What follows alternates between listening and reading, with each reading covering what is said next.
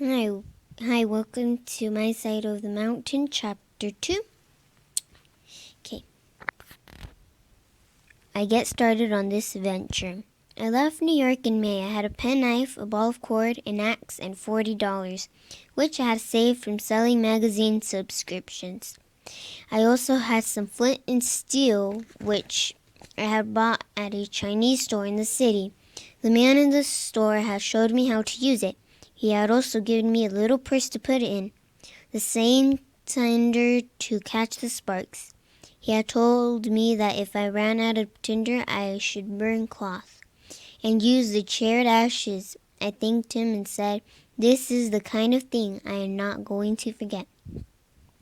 On the north to Catskills, I unwrapped my flint and steel and practiced hitting them together to make sparks.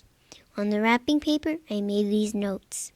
A hard, brisk strike is best.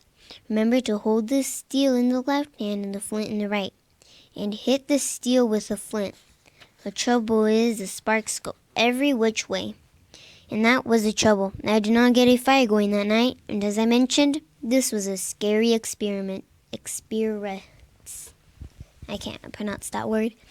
I hitched rides into the Catskill Mountains. At about 4 o'clock, a truck driver and I passed through a beautiful dark hemlock forest.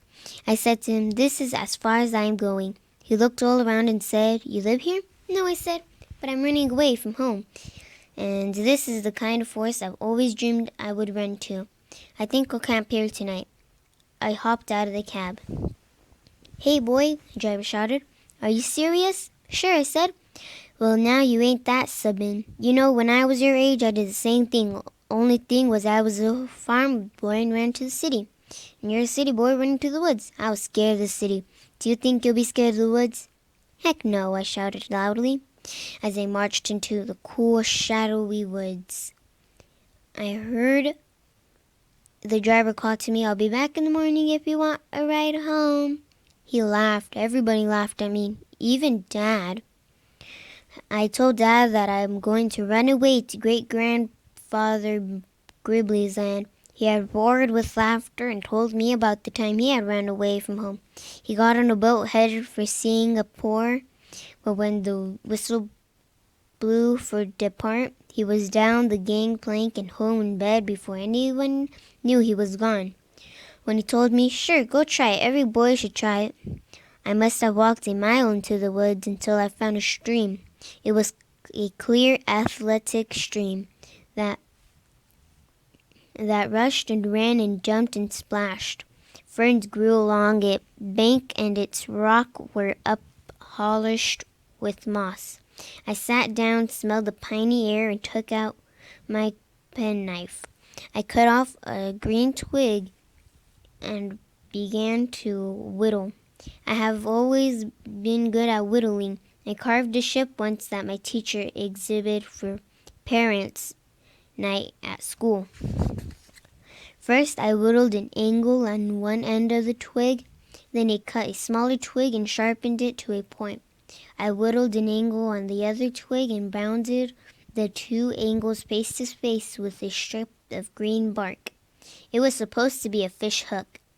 According to a book on how to survive on the land that I was reading in New York Public Library, this was the way to make your own hooks. I then dug for worms. I had hardly chopped the moss away with my axe before I hit frost. It had occurred to me that there would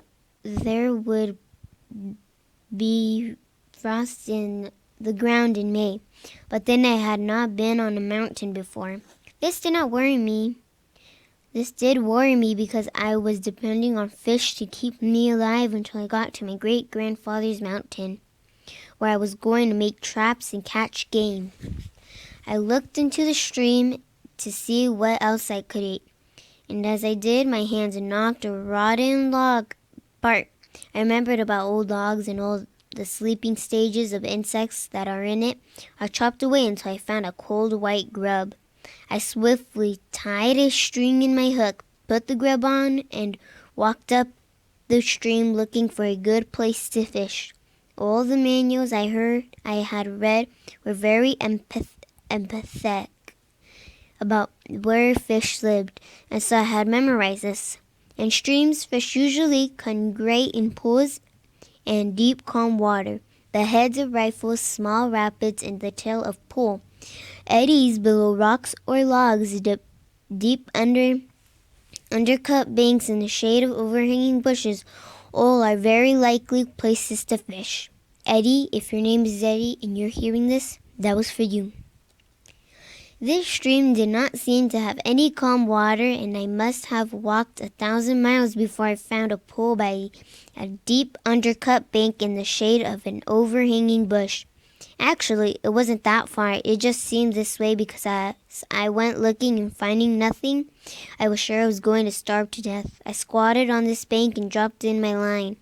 I did so want to catch a fish. One fish was set me upon my way, because I had read how much you can learn from one fish.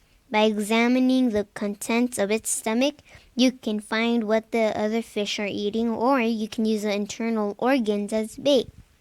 The grub went down to the bottom of the stream. It swirled around and hung still.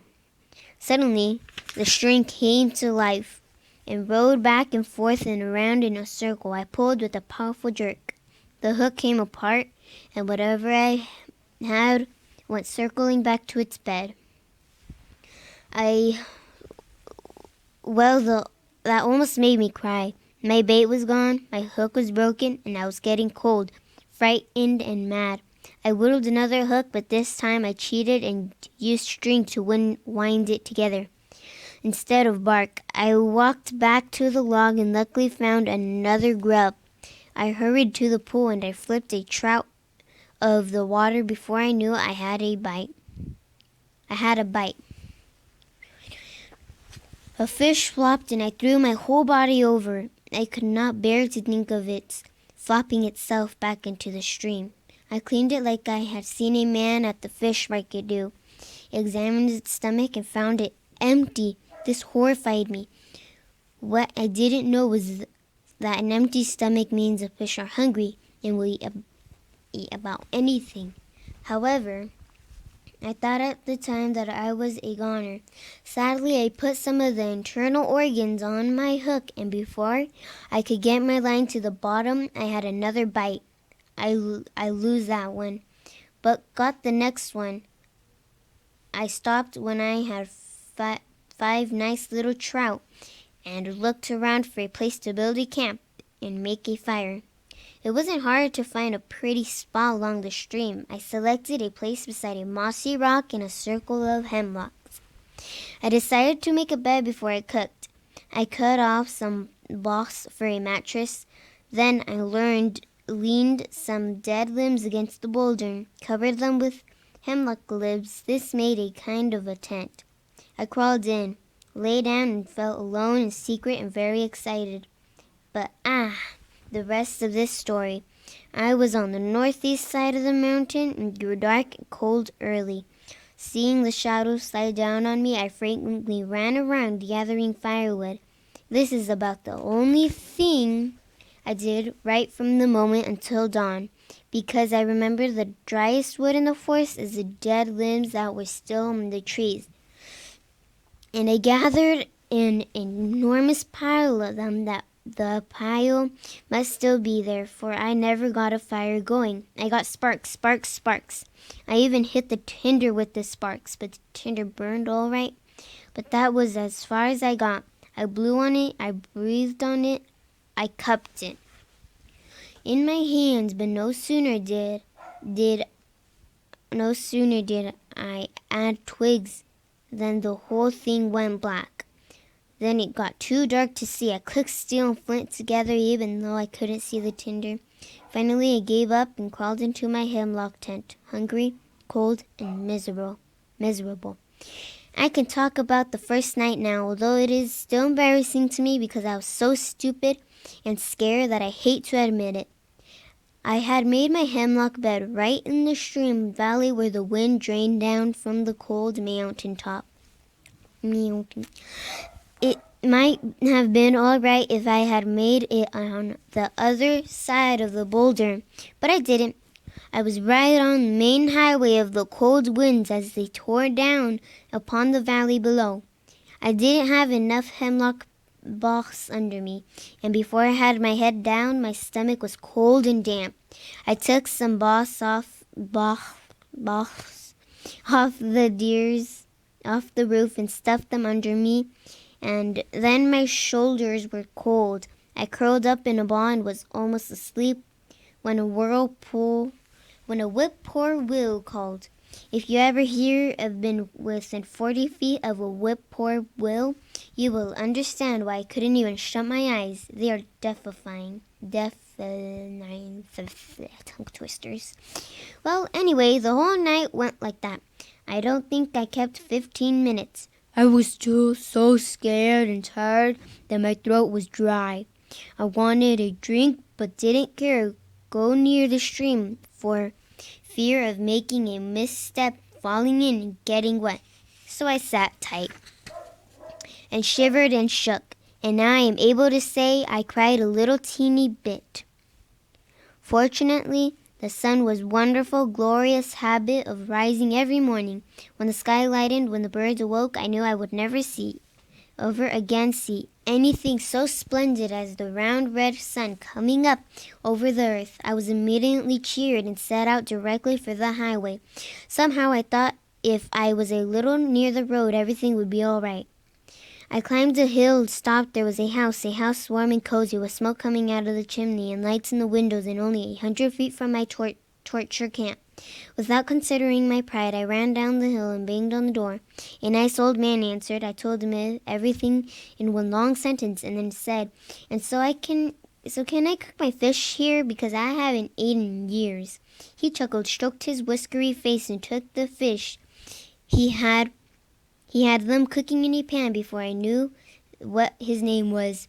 When I asked him, he said Bill something, but I never heard his last name because I fell asleep in his rocking chair that was pulled up beside his big, hot, glorious wood stove in the kitchen.